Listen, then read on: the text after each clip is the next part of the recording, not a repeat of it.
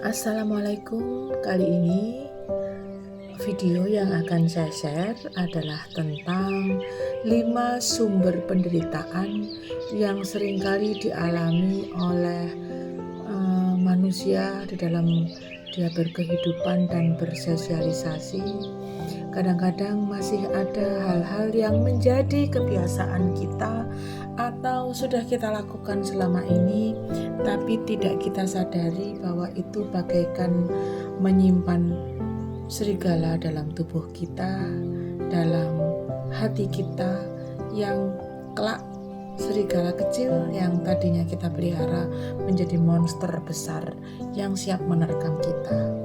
Lalu apa saja sumber penderitaan yang kita lakukan, yang kita alami, dan yang belum kita selesaikan? Yang pertama adalah meratapi masa lalu. Semua yang terjadi pada masa lalu seringkali menjadi momok dalam kehidupan kita, memunculkan luka batin yang belum kita selesaikan. Dan ketika kita meratapi apa yang terjadi pada masa lalu, seringkali kita protes.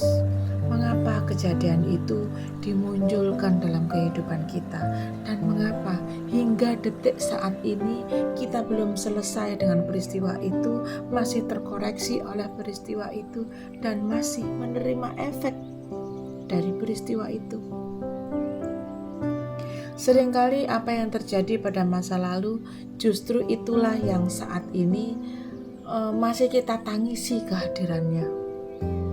Seolah-olah masa lalu kita menentukan kita hari ini. Ya betul, memang betul. Tapi bukan berarti menjadikan momok dan tetap menjadi luka batin. Semua kejadian yang terjadi pada masa lalu ada hikmah yang tersembunyi di dalamnya. Ada pelajaran-pelajaran hidup yang kita alami, yang kita dapatkan dari peristiwa itu.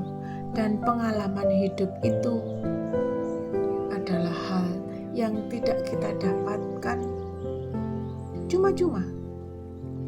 Selalu ada rasa, selalu ada waktu, selalu ada hal yang menjadikan kita seperti ini saat ini. Apa yang terjadi pada masa lalu, itulah kita saat ini. Dan apabila kita belum selesai dengan masa lalu, maka sekarang ini kita berdiri, tidur dan duduk dengan membawa sakit hati. Dan itu berat, sangat berat. Kita hari ini adalah hasil kebaikan yang kita lakukan di masa lalu ataupun hasil keburukan di masa lalu. Maka yang terjadi pada saat ini adalah refleksi dari bagaimana kita bersikap dan berpikir. Lalu bagaimana cara mengatasi sikap seperti ini, ya, meratapi masa lalu? Maka kita lakukan ridho terhadap semua peristiwa yang muncul di masa lalu. Kita terima dan kita maafkan orang-orang yang terlibat di dalamnya. Kita maafkan peristiwanya, kita sembuhkan luka batinnya, dan itu semua butuh luar biasa ridhonya. Mengapa? Karena kita akan berusaha untuk menjadi yang lebih baik ke depan. Kita kan tidak tinggal di masa lalu, kita tinggal di masa kini demi menata masa depan, kan begitu. Maka jangan habiskan waktu untuk meratapi masa lalu. Ridho dan ikhlaskan apa yang sudah terjadi pada masa lalu. Karena semua itu mungkin karena kita belum tahu, mungkin karena kita belum paham bagaimana cara melepasnya. Lalu sumber penderitaan yang kedua ternyata justru kebalikan daripada meratapi masa lalu, tetapi mencemaskan masa depan. Kita mencemaskan masa depan. Kita takut bahwa masa depan akan menjadi tidak baik-baik saja. Karena kita punya masa lalu tadi. Kita takut bahwa masa depan akan justru semakin parah dipertemukan dengan orang yang sama lagi. Atau mungkin kita tidak akan pernah mendapatkan kehidupan yang bahagia.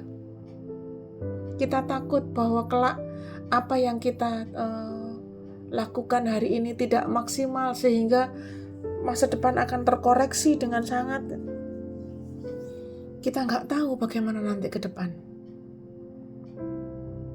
Maka izinkan saja agar Allah yang menyelesaikan.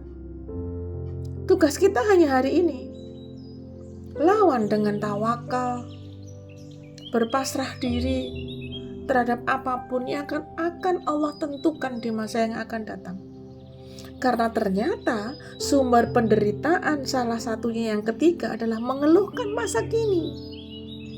Ketika kita mengeluhkan apa yang terjadi hari ini, kita sedang tidak bersyukur. Kita sudah tidak menghargai apa yang sudah diberikan kepada kita.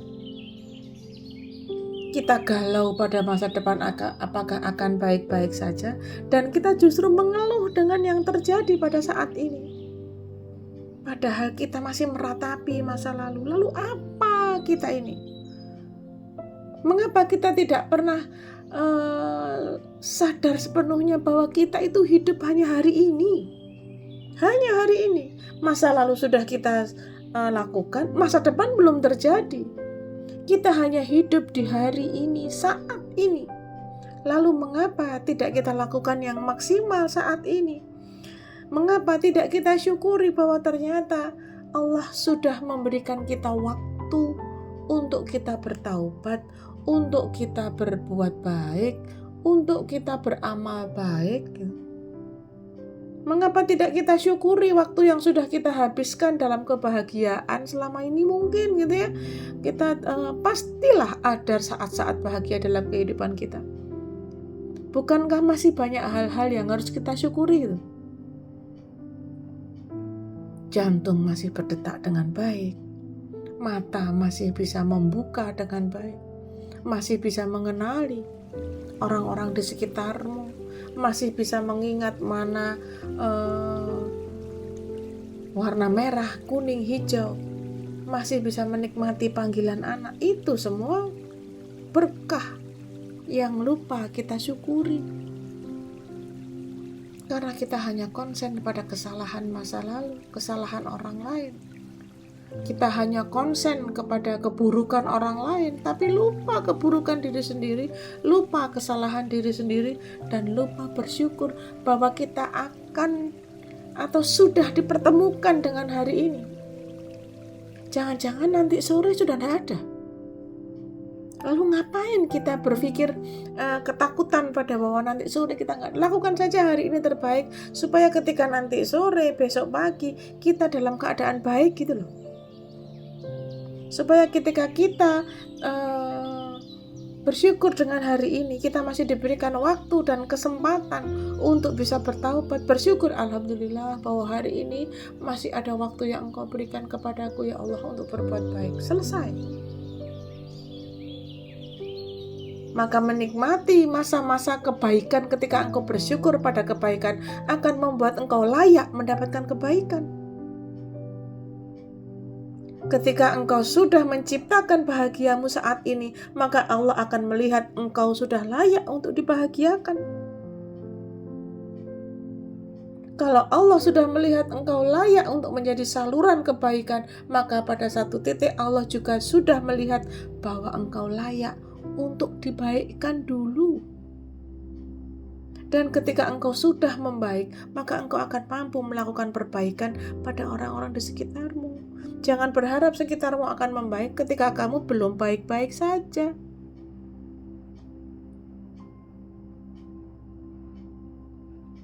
Dan sumber penderitaan yang keempat adalah meletakkan kebahagiaanmu pada mulut orang lain. Meletakkan kebahagiaanmu pada sikap orang lain. Orang lain punya cara yang sama untuk menjadikan dirinya bahagia. Dan Anda juga punya cara yang sama atau mungkin cara yang berbeda untuk menentukan bahagianya masing-masing gitu. Lalu mengapa kita turut campur atau justru meletakkan kebahagiaan kita pada mulut orang lain di mana mereka bebas ngomong apa saja seperti yang mereka inginkan? Sementara Anda punya waktu yang sama untuk menentukan bahwa aku harus menentukan bahagiaku, dan itu bukan pada mulutmu, dan itu bukan pada komenmu. Karena nanti apa yang engkau sampaikan dan apa yang engkau lakukan akan engkau tuai hasilnya. Apa yang engkau dapatkan itu ya sesuai dengan hasil yang engkau lakukan hari ini. Lalu mengapa kita meletakkan kebahagiaan kita pada orang yang tidak paham kapan harus bahagia gitu loh. Kita sendiri yang menentukan bahagianya kita. Sepanjang apa yang kita lakukan masih dalam koridor kebaikan, sepanjang yang kita lakukan masih dalam koridor norma hukum, syariat, agama, masyarakat, lalu mengapa kita harus konsen kepada baikkan saja dirimu, baikkan saja bahasamu, baikkan saja sikapmu, selesai. Orang lain mau ngomong apa mah terserah. Jangan bergantung pada penghargaan orang lain. Karena orang lain juga sedang melakukan caranya untuk membahagiakan dirinya. Masalah dia tidak menghargai kamu, terserah. Yang penting apa yang aku lakukan dihargai sama Allah gitu loh. Biar Allah saja yang menghargai kita. Nggak penting bagaimana orang lain itu akan menghargai kita. Yang penting kita masih melakukan kebaikan, masih semangat menjadi agen kebaikan. Kelak, kalau kita sudah baik, kelak, kalau kita sudah baik-baik saja, mereka akan melakukan penghargaan dengan sendirinya, entah dari mulut siapa. Berharap saja, berdoa saja bahwa yang saat ini menyakitimu juga akan melihat kebaikan dalam dirimu nanti. Kalau dia tidak juga menunjukkan penghargaan terhadap dirimu, ya gak apa-apa. Nanti akan ada waktunya Allah membuka hatinya untuk melihat bahwa engkau layak untuk dicontoh gitu loh. Maka jadilah contoh yang baik bagi orang lain. Dan sumber penderitaan terakhir ini versi saya ya, bahwa ketika engkau tidak mau memaafkan orang lain. Memaafkan itu bukan karena dia layak dimaafkan, bukan karena dia pantas mendapatkan maaf kita, tetapi karena kita yang layak untuk bahagia. Bisa jadi kesalahannya fatal, orang itu fatal kesalahannya dan tidak layak untuk dimaafkan. Layak atau tidak layak itu kan masih versi manusia. Tetapi engkau layak untuk bahagia. Terserah kamu mau berbuat salah, mau mengulangi kesalahanmu, atau terus-menerus melakukan itu, ya monggo. Yang penting aku sudah berubah dan aku sudah memaafkan kesalahanmu kepadaku. Maka lawan ini dengan hati yang lapang, mengakui dosa sendiri dan memiliki keinginan bahwa kelak atau mungkin di masa lalu kita melakukan sebuah kesalahan, Allah sudah memaafkan kita. Jangan-jangan ketika kita tidak memaafkan orang lain, Allah pun belum memaafkan kita gitu loh. Lalu apa yang bisa kita dapatkan kemudian kalau pada akhirnya toh Allah juga nggak memaafkan kita gitu loh. Terus ngapain kita harus menanggung orang lain? Sibukkan saja dengan membuat Allah senang, mengampuni kesalahan kita. Sibukkan saja dengan melakukan hal-hal yang membuat Allah itu bersedia memaafkan kita gitu loh. Jangan-jangan kita nggak mau memaafkan orang lain karena Allah pun belum memaafkan kita. Jangan-jangan Allah pun masih memiliki cara untuk membuat kita terhukum karena itu bagian daripada kesalahan kita yang belum dimaafkan. Lalu kita masih menanggung kesalahan orang lain karena kita nggak memaafkan dia. Jadilah gudangnya maaf supaya Allah itu memaafkan kamu dan memberikan maaf kepada kamu sehingga kamu bisa menjadi saluran maaf buat orang lain gitu loh. Paham nggak sih? Analoginya paham nggak ya? Ketika engkau memiliki banyak maaf untuk orang lain, maka pada satu titik Allah akan menambah suplai maaf kepada dirimu sehingga engkau mudah memaafkan orang lain, dan ketika engkau mendapatkan maaf, maka engkau akan mudah menjadi saluran maaf orang lain gitu loh. Kalau semua orang di dunia ini adalah orang yang mudah memaafkan orang, nggak ada tuh namanya dendam, nggak ada yang namanya marah, nggak ada orang namanya marah meluap-luap. Marah itu wajar, tetapi marah yang meluap-luap apalagi memunculkan dendam, efeknya luar biasa tuh. Berapa banyak kasus peniadaan nyawa orang lain karena dendam. Dendam masa kecil, dendam masa muda, dendam karena disakiti. Jangan-jangan kita termasuk yang seperti itu. Jadi Bunda, Panda, maafkan orang lain agar Allah pun memaafkan engkau. Karena biar bagaimanapun kita membutuhkan maaf dari Allah, mengampuni dosa kita, mengampuni kesalahan khilaf kita, agar ketika orang lain melakukan kesalahan dan melakukan kekhilafan, kita pun dengan mudah menjadi saluran maaf untuk mereka. Biarkan tiap manusia di sekitarmu itu menanggung masing-masing, termasuk Anda. Dosamu tidak akan ditanggung oleh orang lain dan ibadahmu tidak akan dikerjakan oleh orang lain.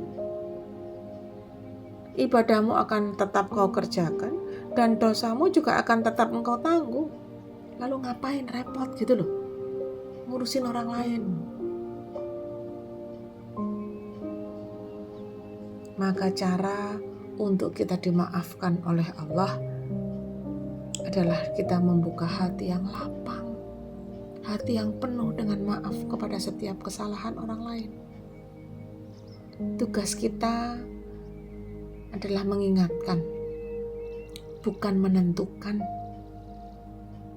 Tugas kita adalah memaafkan agar kita dimaafkan.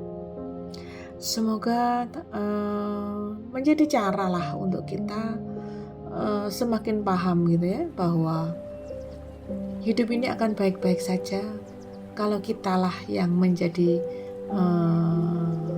gambaran bahwa kita juga baik-baik saja.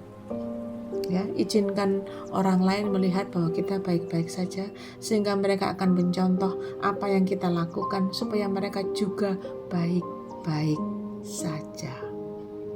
Ya. Semoga manfaat dan silahkan bagikan video ini kepada orang-orang yang mungkin masih merasa hidupnya penuh penderitaan. Sadari bahwa apakah mungkin dari kelima hal yang tadi sudah saya sampaikan menjadi atau ada dalam diri kita atau masih kita rasakan dalam diri kita dan belum kita perbaiki. Karena masa depan belum terjadi. Kita di masa depan adalah kita yang perbaikan hari ini. Kita hari ini adalah apa yang kita lakukan di masa lalu. Ya, jadi semoga manfaat. Silahkan komen, share, dan jangan lupa jempolnya dipakai untuk like video ini. Semoga manfaat ya. Semangat pagi Bunda, semangat berkebaikan.